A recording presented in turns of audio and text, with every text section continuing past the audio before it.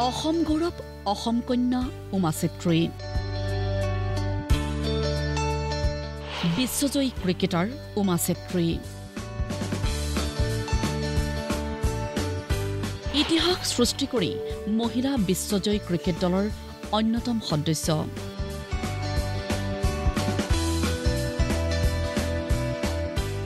পিছে আজি এক অন্য ৰূপত দেখা গ'ল খেলুৱৈগৰাকীক ক্ৰিকেট বেট নহয় আজি উমা চেত্ৰীৰ হাতত কাচি আঘোণৰ গেৰ ধৰা পথাৰত দাৱনীৰ ৰূপত ভাৰতীয় মহিলা ক্ৰিকেট দলৰ খেলুৱৈগৰাকী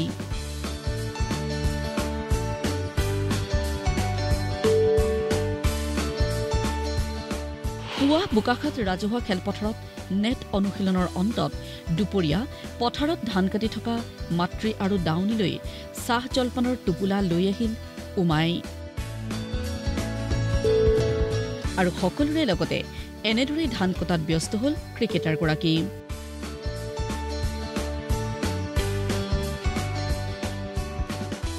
উমাৰ আগমনত স্বাভাৱিকতেই উৎফুল্লিত আনন্দিত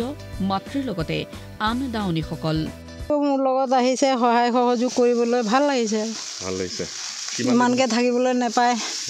আহিছে যেতিয়াও পথাৰলৈ আহিছে ৰাতিপুৱাই 5টাতে গ'ল প্ৰেক্টিছৰ পৰা আহি আকৌ ধান দাবলৈ আহিছে ভাল লাগিছে উল্লেখযোগ্য যে সোমবাৰে নিশা বোকাখাতৰ কান্ধলিমাৰীৰ বাসগৃহত উপস্থিত হোৱা ক্ৰিকেটাৰ উমা চেত্ৰীয়ে কেইটামান দিন ঘৰতে কটাই পুনৰ উভতি যাব